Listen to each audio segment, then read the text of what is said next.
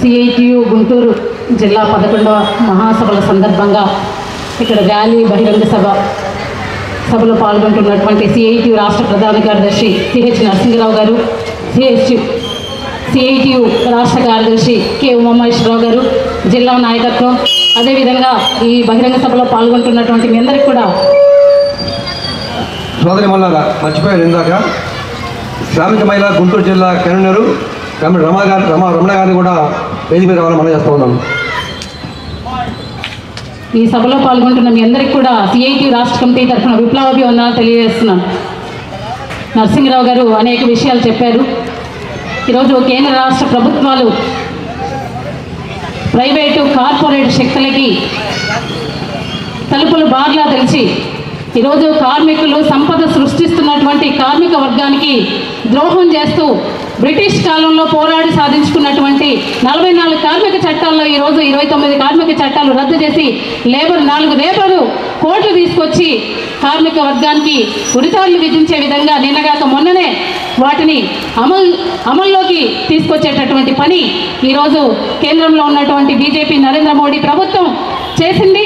కార్మిక వాళ్ళకి చీకటి రోజుగా ఈరోజు నవంబర్ 21 తేదీ ఉంది.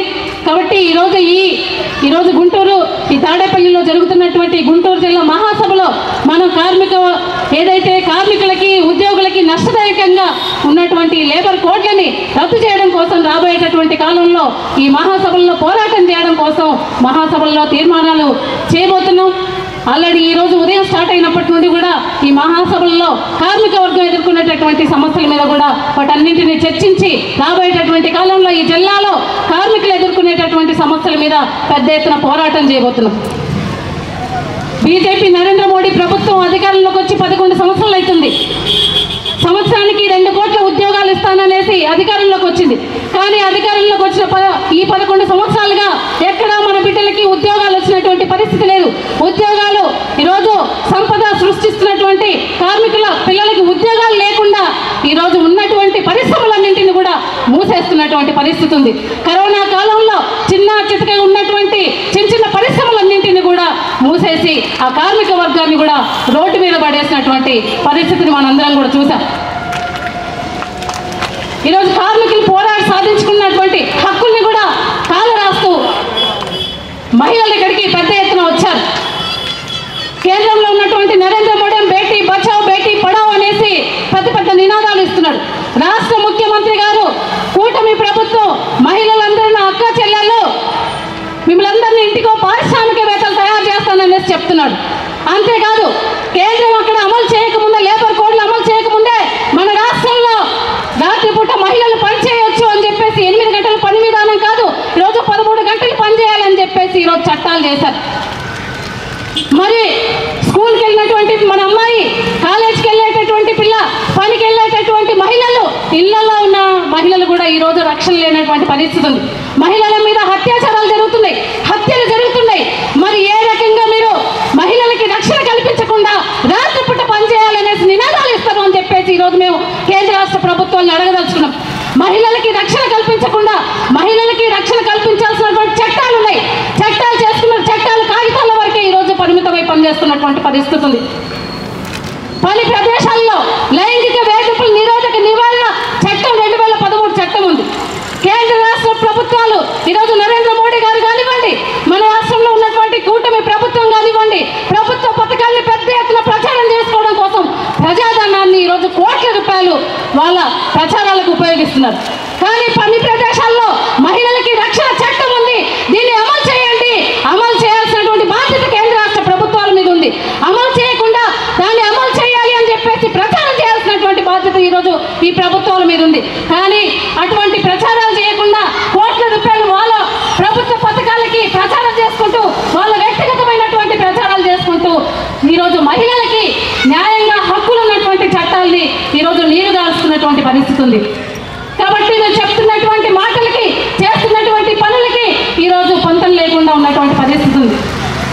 కేంద్రంలో నరేంద్ర మోడీ ప్రభుత్వం, రాష్ట్రంలో చంద్రబాబు నాయుడు గారు నేను మహిళలకి రక్షణగా ఉన్నాననేసి పెద్దగా ఉన్నాననేసి చెప్తూ ఉన్నాడు. ఈరోజు మనం చూసాం రెస్లర్లు, వాళ్ళు మన దేశానికి పథకాలు సాధించినటువంటి రెస్లర్లు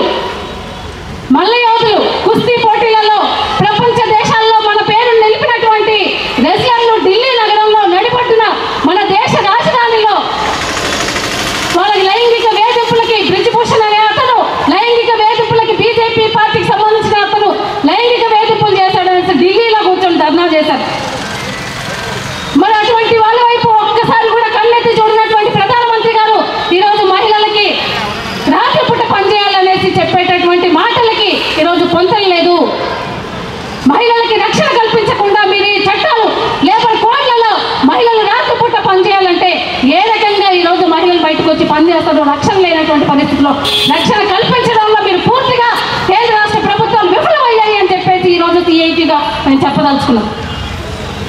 ఈరోజు మహిళలతోని ఏ ప్రభుత్వాల అధికారంలోకి వచ్చినా మహిళలతోని శ్రమ చేస్తూ వెట్టి చాకిరీ చేయిస్తున్నాయి. స్కీమ్ వర్కర్లు, anganwadi, ASHA, mid day meals, వీళ్ళందరూ కూడా ఆర్పీలు, వీళ్ళందరూ కూడా దాదాపు దేశవ్యాప్తంగా 1 కోటి మంది ఉన్నారు. 1 కోటి మందికి 11,000, 10,000, 3,000 రూపాయల వేతనం ఇస్తూ ఈరోజు రాష్ట్ర కేంద్ర ప్రభుత్వాలు శ్రమ దోపిడీ చేస్తున్నాయి. మరి ప్రభుత్వ పథకాలు ప్రజలకి ఉపయోగపడేటటువంటి పథకాలు, గర్భిణీలు, బాలింతలు, చిన్నపిల్లలకి రక్తహీనత నుండి బయటపడేసేటటువంటి పథకాలు, అంగన్వాడీలో ఆశలు, మిడ్ డే మీల్స్ పథకంలో పనిచేస్తున్నటువంటి మహిళలు ఈరోజు ఆ పథకాన్ని నిర్విఘ్నంగా కొనసాగించడం వల్లనే ఈరోజు పిల్లలు రక్తహీనత నుండి బయటపడగలిగారు అని చెప్పేసి ఈరోజు అవార్డులు తీసుకుంటున్నారు.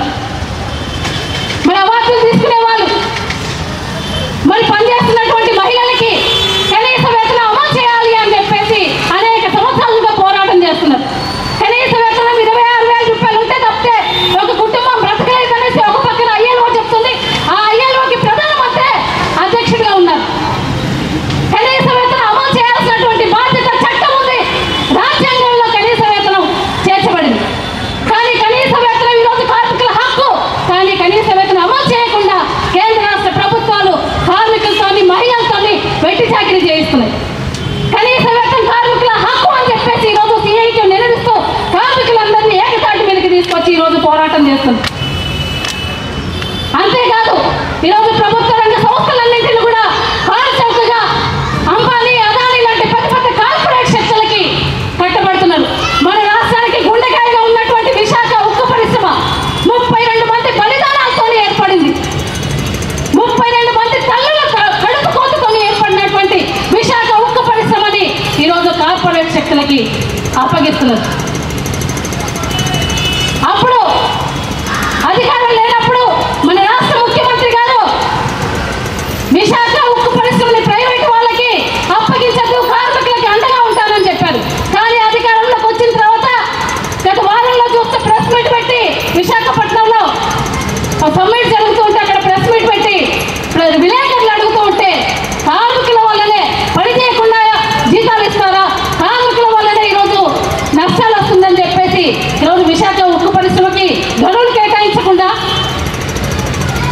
కార్మికుల హక్కులు కాయరాయబడుతుంటే కార్మిక హక్కుల గురించి మాట్లాడకుండా విశాఖ ఉక్కు పరిశ్రమ నష్టాలకి కార్మికులే కారణం అనే విధంగా ఈరోజు మాట్లాడుతున్నారంటే కార్మికుల పట్ల, ఈ రాష్ట్ర ప్రజల పట్ల ముఖ్యమంత్రి గారికి ఉన్నటువంటి చిత్తశుద్ధి ఏంటో మనందరం కూడా పేపర్లలో, టీవీలో చూసాం, మనకు అర్థమవుతుంది. అంటే అధికారంలో లేనప్పుడు ఒక మాట, అధికారంలోకి వచ్చిన తర్వాత మరో మాట మాట్లాడేటటువంటి పరిస్థితి ఈరోజు కేంద్ర రాష్ట్ర ప్రభుత్వాల ప్రధాన పెద్దలు మాట్లాడుతున్నటువంటి తీరు మనకు అర్థమవుతుంది. కాబట్టి కేంద్ర రాష్ట్ర ప్రభుత్వాలు ప్రజా వ్యతిరేక విధానాలు ఈరోజు అవలంబిస్తుంది. పెట్రోల్, డీజిల్, గ్యాస్ ధరలు విపరీతంగా పెరిగిపోయింది. నిత్యావసర సరుకుల ధరలన్నీ కూడా పెరిగిపోయింది. మన జీతాలు మాత్రం పెరిగినటువంటి పరిస్థితి ఉంది. జీతాల కోసం ఈరోజు పెద్ద ఎత్తున కార్మిక వర్గం, స్కీమ్ వర్కర్లు, మహిళలందరూ కూడా పెద్ద ఎత్తున పోరాటాలు చేస్తున్నారు. మన రాష్ట్రంలో అంగన్వాడీ 42 రోజులు సమ్మె చేశారు. అయ్యా కనీస వేతనం 26,000 రూపాయలు మాకు అమలు చేయండి అని చెప్పేసి సమ్మె చేస్తే ఆ సమ్మెని విచ్ఛిన్నం చేయడం కోసం అప్పుడున్నటువంటి ప్రభుత్వం అనేక రకాలుగా అంగన్వాడీని అనేక రకాల ఇబ్బందులకు గురి చేసింది. ఎస్మా ప్రయోగించింది. ఇతర పోటీ కార్మికులను తీసుకొచ్చి పనిచేయించేటటువంటి పని చేసింది. ఎస్మా ప్రయోగించిన, పోలీసుల్ని పెట్టి బెదిరించిన, మేము అదనం బెదరం 1,03,000 మంది అంగన్వాడీలు, మాకు సిఐటి ఎర్ర జెండా ఉంది, 42 రోజులు పోరాటం చేసి సాధించుకుంటామని చెప్పేసి పెద్ద ఎత్తున పోరాటం చేశారు. ఆ పోరాటం సిఐటి ఎర్ర జెండా ఆధ్వర్యంలో జరిగింది. అప్పుడున్నటువంటి, ఇప్పుడు పాలిస్తున్నటువంటి కూటమిలో ఉన్నటువంటి చంద్రబాబు నాయుడు గారు కానివ్వండి, పవన్ కళ్యాణ్ గారు కానివ్వండి, ఆ పార్టీకి సంబంధించినటువంటి నేతలు అనేక మన టెంట్ల వద్దకు వచ్చి మీకు మేము అండగా ఉంటాం, మా ప్రభుత్వం అధికారంలోకి వస్తే మీకు వేతనాలు పెంచుతామని చెప్పేసి చెప్పారు. 100 రోజులైన సందర్భంగా మంచి ప్రభుత్వం మాదనేసి సంబరాలు చేస్తున్నారు. అయ్యా నీది మంచి ప్రభుత్వం అయితే స్కీమ్ వర్కర్లు మన రాష్ట్రంలో 4 లక్షల మంది ఉన్నారు. అంగన్వాడీలో 42 రోజులు పోరాటం చేశారు. ఆశా వర్కర్లు పోరాటం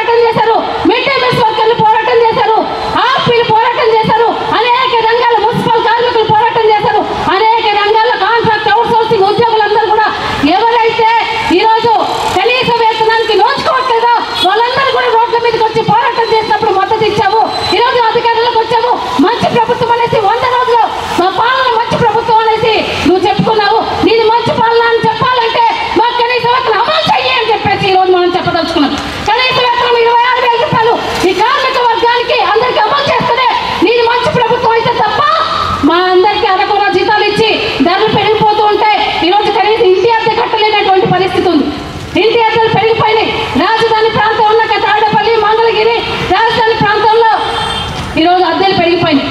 వచ్చేటటువంటి జీతాలు సరిపోక 2-3 పనులు కూడా కుటుంబంలో ఉన్నటువంటి వాళ్ళందరూ కూడా చేయాల్సినటువంటి పరిస్థితి వస్తుంది. కుటుంబం గడవడం కోసం ఈరోజు మహిళలు బయటకు వచ్చి పనిచేస్తున్నారు.